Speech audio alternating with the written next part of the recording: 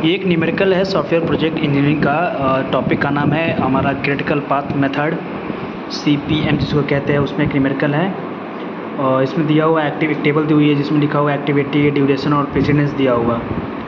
और इसमें क्वेश्चंस पूछ रहा है कि construct project network, find critical path, perform forward and backward pass.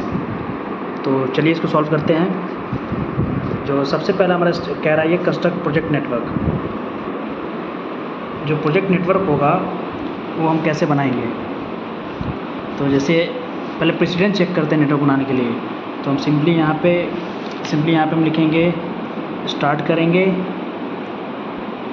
Start करने के बाद हम प्रेसिडेंस चेक करेंगे किसके किसके सामने कोई वैल्यू नहीं है। हमारे A के सामने नहीं है, फिर B के सामने नहीं है और फिर हमारा F के सामने नहीं है। तो यहाँ से हम 3 ऐसा पाथ बना देंगे। 3 पाथ बना दिए, A, B एंड F हमारा पाथ बन गया। अब यहाँ से चेक करेंगे ऐसे A से C पे, A से कहाँ जा रहा है, C पे जा रहा है, तो A से सिंपली C की तरफ जा रहा है। फिर हम B से कहाँ जा रहे हैं, D पे, B से D पे जा रहा है। फिर B से कहाँ जा रहा है, E पे जा रहा है। B से E भी कोई बना नहीं है, E पे जा रहा है, E बना लिए, E पे जा रहा है। फिर हम E से कहाँ जा रहे हैं, G पे, E से G जा रहा है, G है नहीं तो G यहाँ पे बना लेंगे, E से G पे जा रहे हैं हम लोग। फिर F से 2 रहता है तो एक बार पहले इससे चेक करेंगे, E से G, फिर इससे चेक करेंगे। तो F से G जा रहा है, F से G, इसको ऐसे ड्रॉ कर लिए। फिर हम यहाँ पे जा रहे हैं C से H, C से H नहीं बनाया तो C से H चले गए। और फिर हम D से H जाएंगे, D यहाँ हमारा यहाँ D से H चले गए। और यही हमारा, अब कुछ है नहीं तो ये हमारा हो जाएगा फाइनल। ये हमारा प्रोजेक्ट नेटवर्क बन गया है। अब इसी में हम क्रिटिकल पाथ कैसे निकालते हैं। तो A का ड्यूरेशन कितना है, 6, पेन चेंज कर दे रहा हूँ। A का ड्यूरेशन है 6, B का है 4, F का क्या है ड्यूरेशन 10।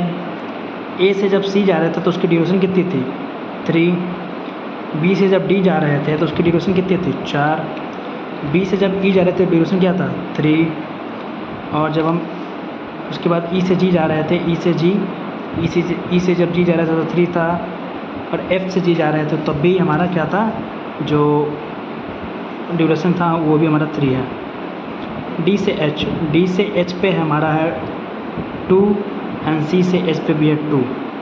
तो क्रिटिकल पाथ वो होता है जिसका सबसे ज़्यादा कॉस्ट होता है। तो पहले हम यहाँ से देखते चलते हैं, 6, 3, 9, 9, 2, 11। पहले पे 11 आ गया, फिर यहाँ पे देखेंगे 4, 4, 8, 8, 2, 10, 4, 3, 7, 7, 3, 10, 10 + 3, 13। इसमें सबसे ज़्यादा किसकी वैल्यू है 13 की। तो जो ये पहले का आंसर हो गया। और सेकंड का जो हमारा क्रिटिकल पाथ होगा, क्रिटिकल पाथ वो हमारा होगा F से G। बस हमको यही शो करना था। अब हमारा तीसरा कर रहा है कि परफॉर्म करना है फॉरवर्ड एंड बैकवर्ड पास। तो तीसरे के लिए क्या करना है, कुछ नहीं करना है, मुझसे बहुत ईजी है। ये जैसे बना है ना वैसे सिंपली हमको उसके अकॉर्डिंग बनाना है। तो जैसे ये 3 दिया हुआ है तो हम यहाँ पे क्या करेंगे, एक ऐसा बना लेंगे पहले 3, 1, 2, जिसमें 3 रो और 2 कॉलम होने चाहिए।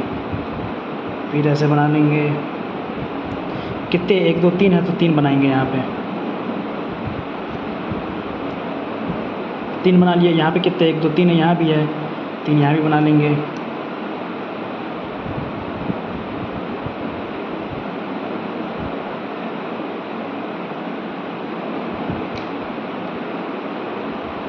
यहाँ पे 1 है और यहाँ भी 1 है, ये हम बना लिए। यहाँ पे क्या था, इस वाले यहाँ पे A, तो यहाँ पे हम लिख देंगे यहाँ बीच में मिडिल में A।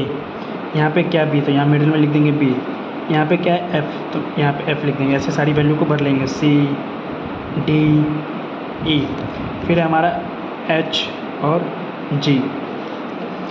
अब A का ड्यूरेशन क्या है 6 लिख देंगे, B का ड्यूरेशन कितना है 4 लिख देंगे, F का ड्यूरेशन कितना है 3 लिख देंगे, और सॉरी 10 है। C का ड्यूरेशन कितना है, C का है 3, D का ड्यूरेशन कितना है 4, E का ड्यूरेशन कितना है 3, H का ड्यूरेशन कितना है 2, G का ड्यूरेशन कितना है 3। हम ये सारी वैल्यू को पुट कर दिए। अब उसके बाद देखिए ये हमारा सब इनिशियल है, तो यहाँ पे 0 0 0 डाल देंगे और यहाँ पे जो वैल्यू आएगी इन दोनों को ऐड करके आएगी। 0 + 6 कितना हो गया 6, 0 + 4 4, 10 + 0 10। उसके बाद ये जैसे जैसे कनेक्टेड है कनेक्ट कर देंगे। ए से हमारा C कनेक्टेड है, B से हमारा D कनेक्टेड है एंड B से हमारा E कनेक्टेड है और F से हमारा ये G कनेक्टेड है। फिर हमारा C से कनेक्टेड है H, फिर D से कनेक्टेड है हमारा H एंड E से कनेक्टेड है हमारा G। अब उसके बाद आगे बढ़ेंगे हम यहाँ से। जो ये वाला 6 है यहाँ पे 6 आ जाएगा, फिर ये वाला 4 यहाँ पे भी आ जाएगा, ये वाला 10 यहाँ पे आ जाएगा क्योंकि ये 10 यहाँ से ऐसे जा रहा, ठीक। और ये वाला जो 4 है और यहाँ पे भी आ जाएगा 4 आ गया। उसके बाद हम क्या करेंगे कि जैसे 6 3 9 हो जाएगा, यहाँ पे 4 4 8 हो जाएगा, 4 3 7 हो जाएगा हमारा। अब यहाँ से देखेंगे जो हमारा मैक्सिमम वैल्यू होगा जब हम फॉरवर्ड पास जाते हैं, फॉरवर्ड पास जो मैक्सिमम वैल्यू होता है वो यहाँ पे लिख देंगे। 9 लिख दिए और यहाँ पे इन दोनों मैक्सिमम क्या हमारा 10 है, ऑलरेडी 10 लिखा चुका है यहाँ पे। उसके बाद क्या करेंगे इन दोनों को जोड़ देंगे, 10 3 13, 9 2 11 लिख दिए। ये हमारा फॉरवर्ड पास हो चुका है। अब हम आएंगे बैकवर्ड पास। बैकवर्ड पास में क्या करेंगे इन दोनों में जो मैक्सिमम होगा इसकी जो ये वाली वैल्यू है मैक्सिमम, जैसे 13 है तो ये जो 13 है हम यहाँ पे भी लिख देंगे और 13 यहाँ पे भी लिख देंगे। अब इन दोनों को माइनस करेंगे, 13 में से 2 घटाएंगे कितना आएगा 11, फिर 13 में से 3 घटाएंगे 10 आ गया हमारा। जब इसको माइनस करके यहाँ पे लिख दिए, इसको भी माइनस करके यहाँ लिख दिए, तो ये जो नीचे वाली वैल्यू है जो जो इससे कनेक्टेड है वहाँ लिख देंगे। जैसे नीचे वाली 11 है तो यहाँ भी 11 आ जाएगा, ये 11 है यहाँ भी 11 आ जाएगा, और ये 10 है तो यहाँ भी 10 आ जाएगा और यहाँ भी 10 आ जाएगा। फिर वही प्रोसेस करना है कि माइनस कर देना है। 11 में से 3 घटाएंगे 8, 11 में से 4 घटाएंगे 7, 10 में से 3 घटाएंगे 7 और यहाँ पर 10 में से 3 घटाएंगे 0। फिर यहाँ पे नीचे वाली वैल्यू आ जाएगी 8 और इन दोनों का जो प्रेसिडेंट सेम ही है तो यहाँ भी 7 आ जाएगा। तो यही हमारा कंप्लीट हो चुका। और सॉरी यहाँ पे भी 4, यहाँ पे 6, 8 में से 6 घटाएंगे 2 और यहाँ 7 में से 4 घटाएंगे 3। तो ये हमारा फाइनल बन के रेडी हो चुका है और इन दोनों को आपस में कनेक्ट कर देंगे जो हमारा है फाइनल। यही हमारा फॉरवर्ड और बैकवर्ड पास। ये जो कॉस्ट क्रिटिकल पाथ से एक क्वेश्चन था, क्रिटिकल पाथ मेथड से एक न्यूमेरिकल, इस पर हम सॉल्व करा चुके हैं।